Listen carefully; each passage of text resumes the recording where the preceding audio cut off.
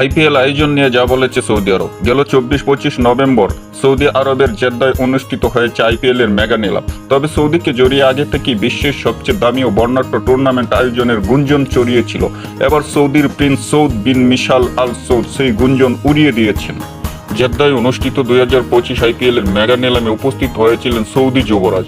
একই সঙ্গে তিনি সৌদি আরব ক্রিকেট ফেডারেশনের এসএসিএফ চেয়ারম্যানও। সৌদিতে বিশ্বের সবচেয়ে দামি টুর্নামেন্ট আয়োজনের দাবিতে প্রকাশিত সংবাদকে মিথ্যা বলে উল্লেখ করেছেন সৌদ বিন মিশাল। এ ধরনের কোনো লিগ আয়োজনের পরিকল্পনাও নেই বলে নিশ্চিত করেছেন তিনি।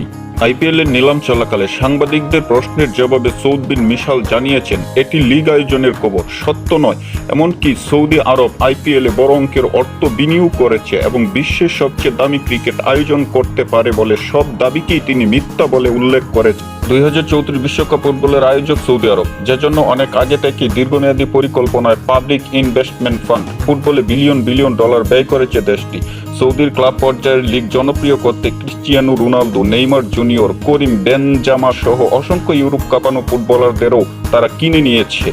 অন্যদিকে গল্ফ টুর, ফর্মুলা 1 ও বক্সিং এর মতো ইভেন্টও বিনিয়োগ করেছে সৌদি। ফলে ক্রিকেটও তাদের নজরে রয়েছে বলে টুর্নামেন্ট আয়োজকদের খবর বেরোয় 2023 সালে, জানিয়ে এতদিন মুখ খোলেনি দেশ। নিজেরাও কোনো ক্রিকেট লিগ আয়োজন করে না, তবে একেবারেই বসে নেই সৌদি আরব। পুরো আইপিএল কিংবা টুর্নামেন্টের কিছু ম্যাচ অত্যন্ত আয়োজনের প্রত্যাশা জানিয়েছেন যুবরাজ সৌদ বিন মিশাল। নিকট ভবিষ্যৎ আইপিএল এর ম্যাচ আয়োজনের সম্ভাবনা নিয়ে তিনি বলেছেন, কেন নয়, এ নিয়ে সৌদি ক্রিকেট ফেডারেশন দেশটির সরকার ও ভারতীয় বোর্ড বিসিসিআই এর সঙ্গে কথা আলোচনা করবে বলেও জানিয়েছেন তিনি।